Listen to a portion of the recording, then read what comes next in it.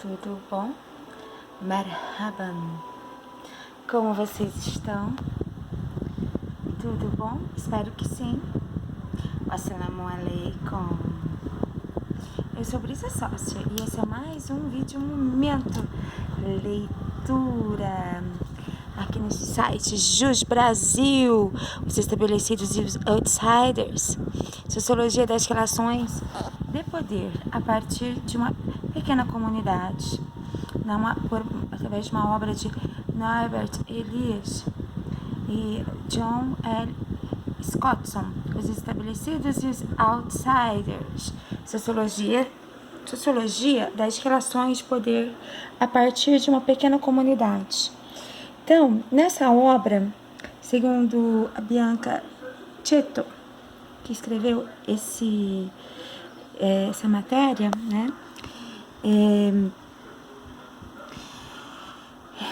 Os Estabelecidos e Outsiders foi publicada no ano de 1965 e apresenta o estudo realizado na década de 50 de uma pequena cidade ao sul da Inglaterra de nome fictício, Winston Parva, tá? Então ele faz através de hipóteses, né? Coloca um nome fictício na cidade onde ele vai contextualizar o outsider, mas pode ser qualquer cidade, por exemplo, Tanabe.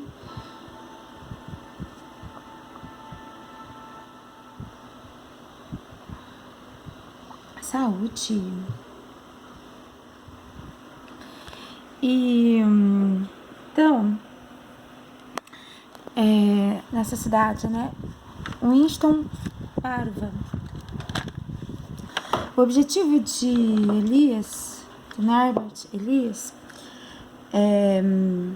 e Scottson na obra é compreender, através do uso de fontes diversas, tais quais estatísticas, entrevistas, documentos e etnografia, a lógica da configuração social e das relações de interdependência que se verificam na cidade.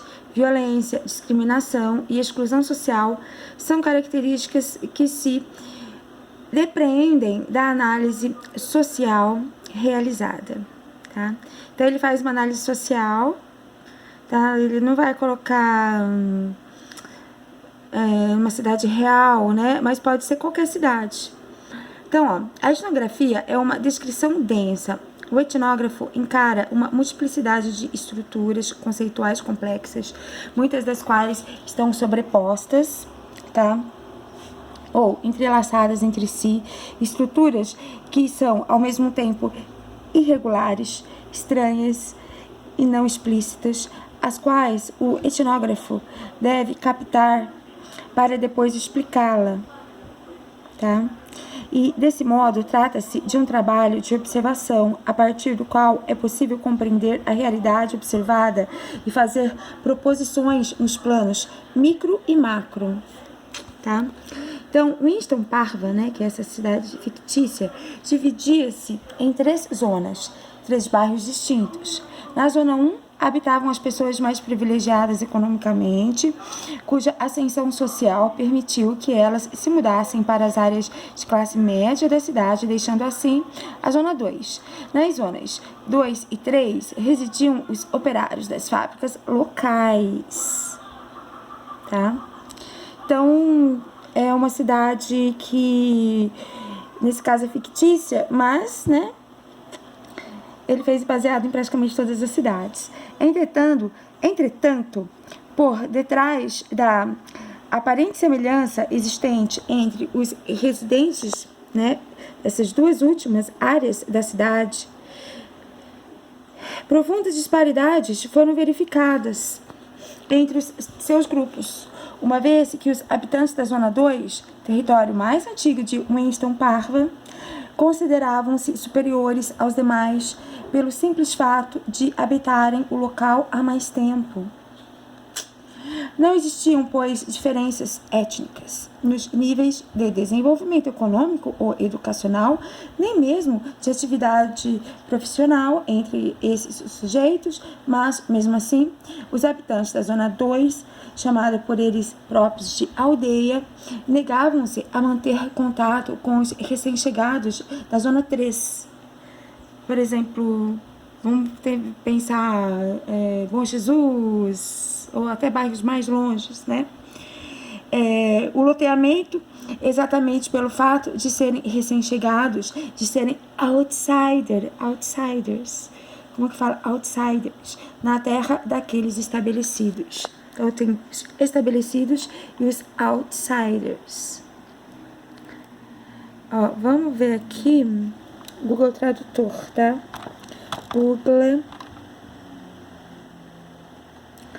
Google Tradutor.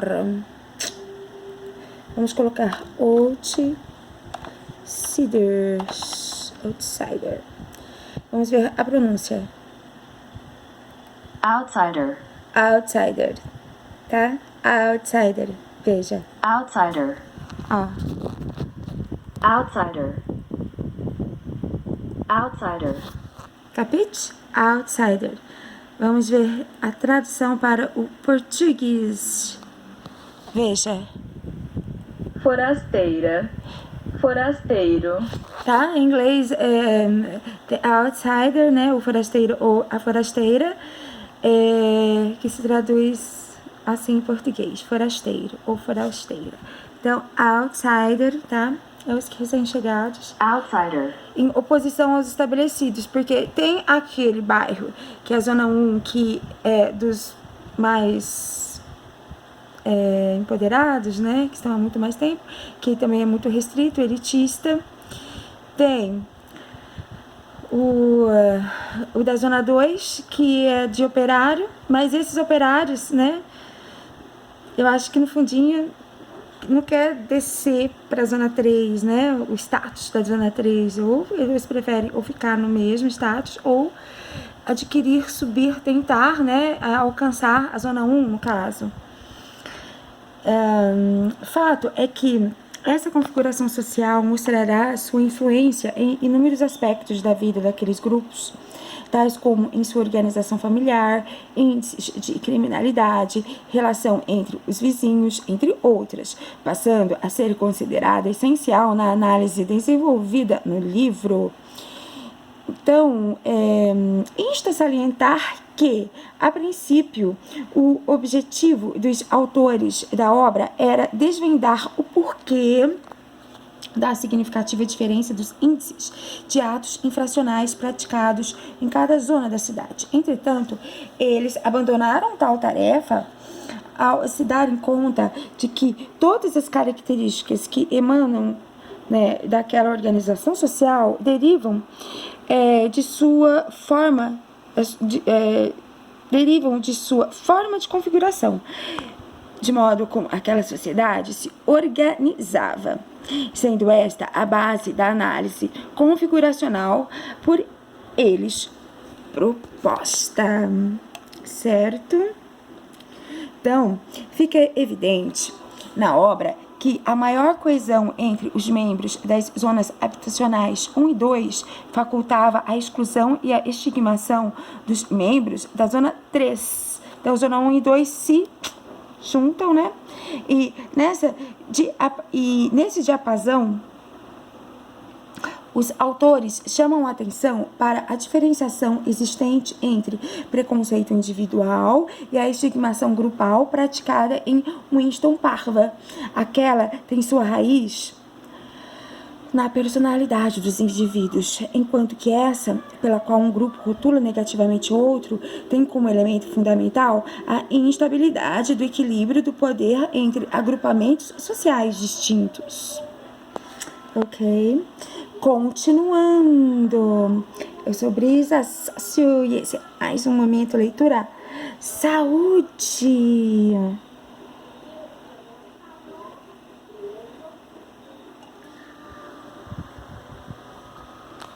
Veja aqui o que eu estou tomando: água.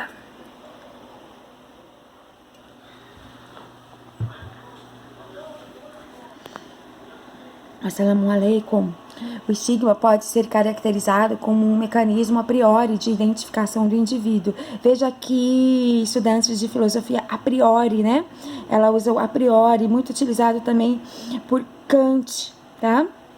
Então, de identificação do indivíduo, que permite seu conhecimento sem a necessidade de que um contato mais do que superficial seja com ele realizado, tendo em vista o enquadramento, a categorização de antemão estabelecida pela sociedade. Certo? Categorias. É um atributo derogatório imputado à imagem social de um indivíduo ou grupo e visto como instrumento de controle social. Nesse sentido, o estigma envolve não tanto um conjunto de indivíduos concretos, que podem ser divididos em duas pilhas, a de estigmatizados e a de normais, quanto um processo social de dois papéis, no qual cada indivíduo participa de ambos, pelo menos em algumas conexões, em que conexões e em algumas fases da vida. O normal e o estigmatizado não são pessoas, e sim perspectivas que são geradas em situações sociais durante os contatos mistos. Opa, dei uma viajada aqui na maionese. Então, durante os contatos mistos, em virtude de normas não cumpridas que provavelmente atuam sobre o encontro. Portanto, o estigma não é ruim em si, mas serve para diferenciar negativamente um ou vários sujeitos de determinado grupo comparado, tá? Então, é um tipo de preconceito. Em outras palavras, serve para reforçar a normalidade deste. Esse processo de estigmatização fica bastante evidente em Winston Parva, que é o nome da cidade, nome fictício, sendo ele vital para reforçar a superioridade das habilidades das zonas 1 e 2 em relação aos da zona 3, em outras palavras, para preservar seu status social privilegiado. Tá? Então, isso acontece em praticamente todas as cidades pequenas. Muito pequenas eu já não sei, né? Mas assim, pequena, de 20 mil habitantes para cima, com certeza. Em contrapartida, como preço pela mantença do reconhecimento desejado, os membros dos grupos superiores tornam-se reféns de seu papel, pois ficam obrigados a reafirmar a todo tempo sua identificação e integração grupal e também a preservar o valor maior de seu grupo, limitando assim sua esfera de liberdade nas ações pessoais. Fato é que a importância da opinião interna de um agrupamento sobre o ato de seus membros é tão determinante para que essa pessoa mantenha seu status que ela acaba servindo como forma de autocontrole individual. Ok? Por sua vez, o negativamente estigmatizado é encarado como pessoa que está inabilitada para a aceitação social plena, um indivíduo que poderia ter sido facilmente recebido na relação social cotidiana, possui um traço que pode impor a atenção e afastar aqueles que ele encontra, destruindo a possibilidade de conhecimento de outros atributos seus. O estigma, pois, limita sensivelmente a possibilidade de agir do sujeito e torna verossímil todas as características negativas atribuídas ao estigmatizado.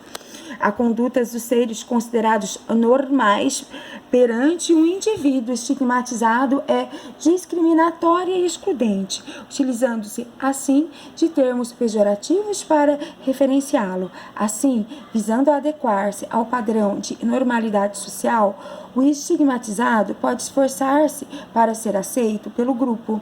Em outros casos, em contrapartida, pode ele assumir uma postura de fuga da realidade, que é a ele tão desfavorável, ou comportar-se de modo combativo. Wassalamu alaikum.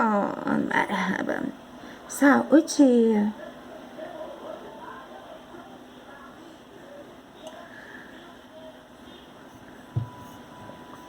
Nesse sentido, a pessoa estigmatizada algumas vezes vacila entre o retraimento e a agressividade, correndo de uma para a outra, tornando manifesta assim uma modalidade fundamental na qual a interação face a face pode tornar-se muito violenta. A Gilly explica essa relação que envolve o sujeito estigmatizado e suas interações na vida cotidiana.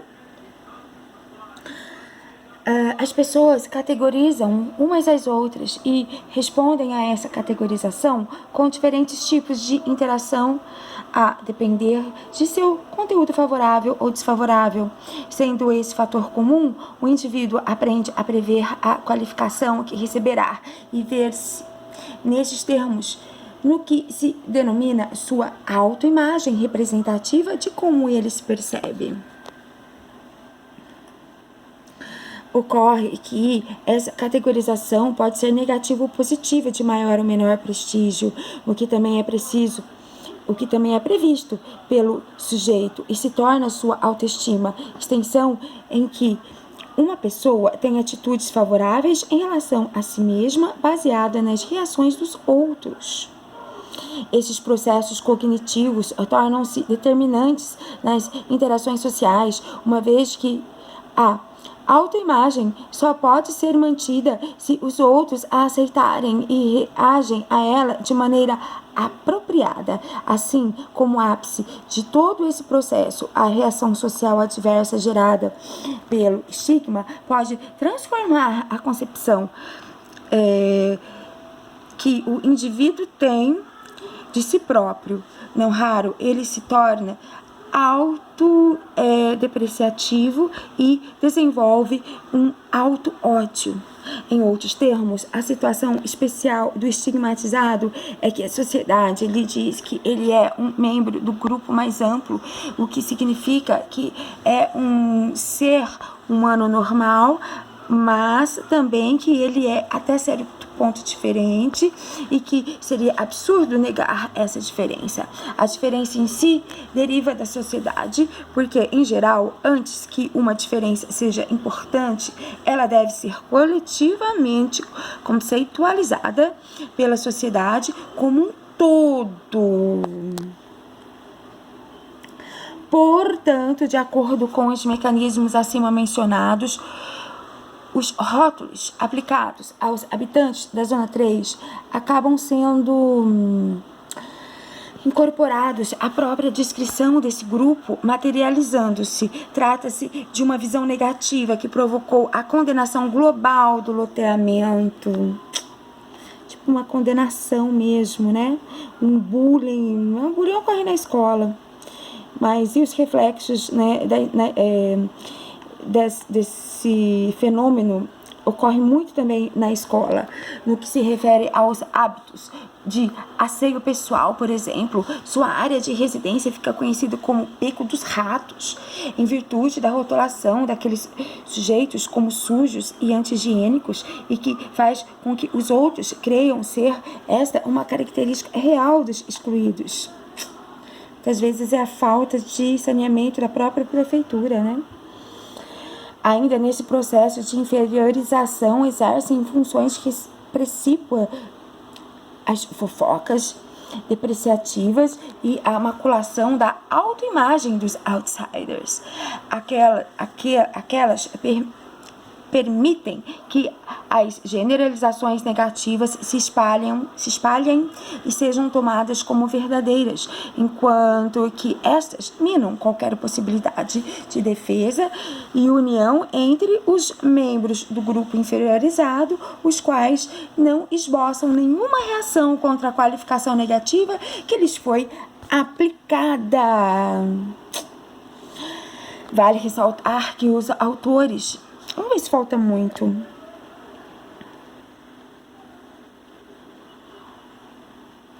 Não, falta pouco. Eu até vou colocar um som, que tal?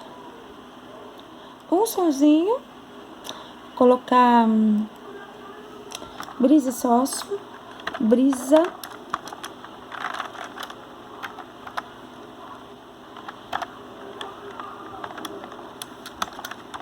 só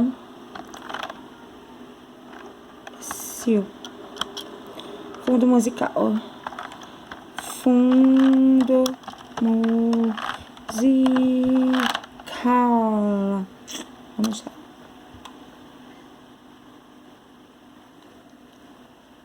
Vamos colocar esse.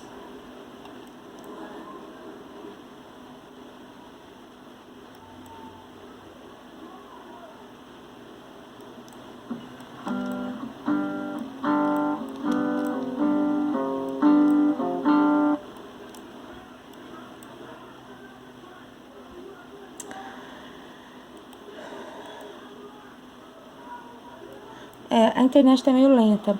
Vamos voltar aqui então.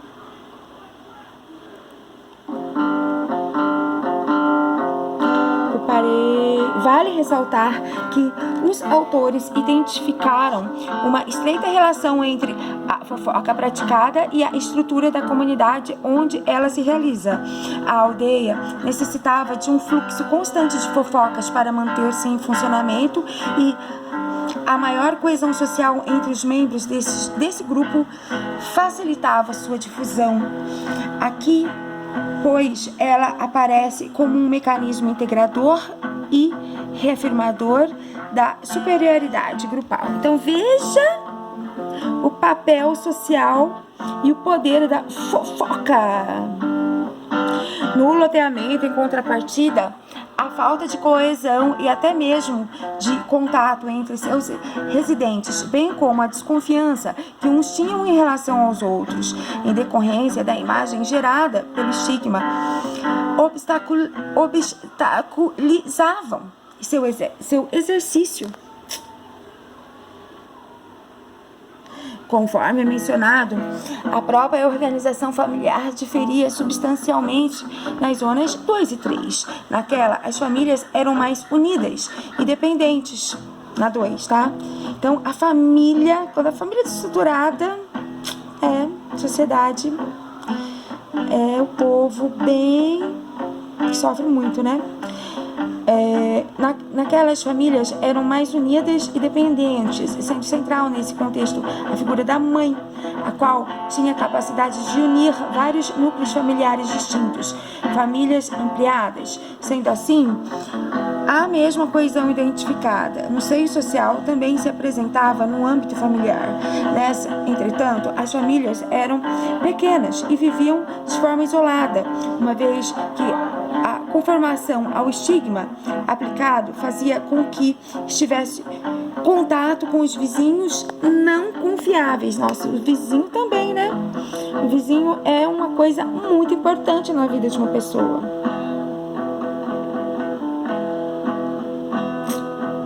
Então, o estigma já está tão internalizado que eles também não confiam em seus próprios vizinhos. Tal constatação permitiu aos autores desmistificar a ideia de que a família é a unidade básica e primária de qualquer sociedade, ficando evidente, em contrapartida, ser ela produto da comunidade que a abraça. Tá? Então, a família também já é uma coisa que o estado dela não é só uma questão dela, é uma questão social abrangente, né? Global. Pode-se defluir, então, do cenário traçado que o controle social informal era bastante mais forte na aldeia. Todas as características do bairro corroboravam para que a vigilância fosse mais eficaz. A forte coesão entre os membros, o fato de eles participarem da associação comunitária e as fofocas utilizadas como um instrumento de regulação de condutas. No loteamento, porém, nada disso se verificava. O estigma que carregavam fazia com que os próprios vizinhos temessem uns aos outros, e a falta de agremiações na comunidade e de espaços conjuntos de lazer faziam com que o contato entre os coabitantes não se estabelecesse, impedindo a efetivação de um controle social informal. Então, gente, isso aqui é uma metáfora, né, do que acontece nas cidades. É, pois, diante de todo esse contexto que se pode explicar as diferenças nos índices de criminalidade juvenil nas zonas de habitação 2 e 3. O controle social informal da criminalidade é realizado pelas instituições da sociedade civil, tais como a família, a escola e os habitantes do bairro, no intuito de zelar pela observância das normas sociais, ainda que através de sanções. Pode ser realizado em dualidade com o controle social formal, outro extremo do poder de controle exercido por órgãos públicos encarregados da repressão da criminalidade, tais como a polícia, o Ministério Público e o Poder Judiciário. Sobre este se sobressai, por ser mais efetivo e menos seletivo e estigmatizante, onde falha o controle social informal, sobressai a criminalidade. Ademais, a autoimagem negativa desenvolvida pelos jovens da Zona 3, tipo o COB 3, Bom Jesus, etc. O COB 3 já, né, ele se elevou, no caso, né? Agora tem outros bairros mais novos da Zona 3, em decorrência do estigma por eles suportado, tá? Fazia com que muitos deles intencionalmente se amoldassem à representação construída e agissem buscando sua correspondência. Portanto, o delito não passava da adequação ao papel que lhes fora atribuído pela sociedade. Em relação à gangue, os garotos, composta por membros da Zona 3, pode-se dizer que eles eram rejeitados por se portarem mal e se portavam mal porque eram rejeitados. Até as gangues, né, rejeitavam. Apropriando-se das palavras dos escritores, pode-se dizer que o palco dos conflitos e tensões psicológicas individuais era ligado aos dos conflitos e tensões sociais. Desse modo, o que os autores constataram foi que as tentativas de estudar os delinquentes, explicá-los e fazer previsões a seu respeito unicamente com base em critérios individuais através de diagnósticos psicológicos não corroborados por diagnósticos sociológicos não costumam ser dignas de confiança.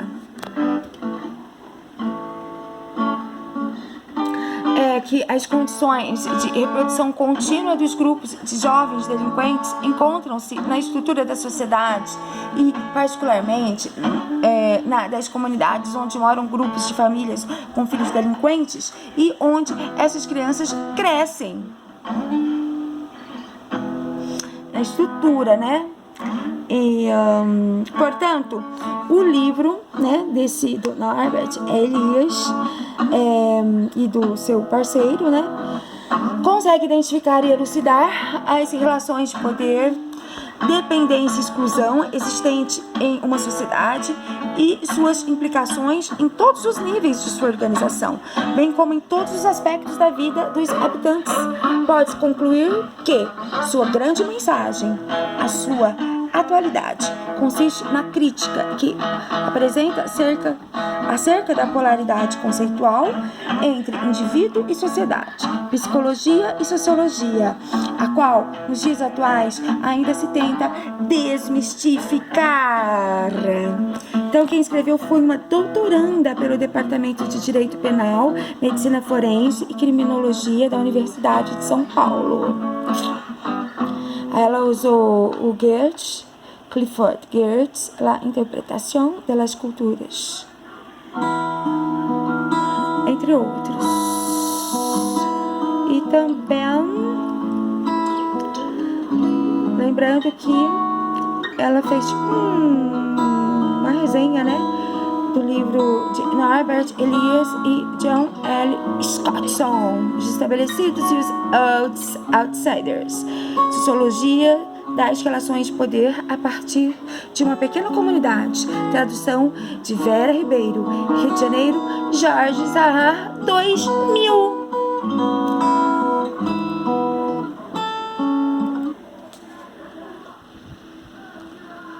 Certo? Então esse foi mais um vídeo Momento Leitura, tá? Essa trilha sonora de El Leon para o fundo musical de vídeo. Está publicada no meu canal. Quem não se inscreveu, inscreva-se, tá? Faço leitura de vários tipos. Essa do Outsider é bem legal, bem interessante, tá? Aquela o Norbert Elias contrapõe os outsiders aos estabelecidos, né? Os que vêm de fora, os que sofrem um preconceito, né? E é isso aí. Give me a like, please. Por favor, deixe seu like. Wassalamu alaikum. E até o próximo vídeo leitura. Um beijo para todos os alunos de Sociologia, porque essa é a matéria de Sociologia, tá? Segundo semestre, primeiro bimestre, inclusive, Sociologia, segunda série do ensino médio. Wassalamu alaikum. Tchau!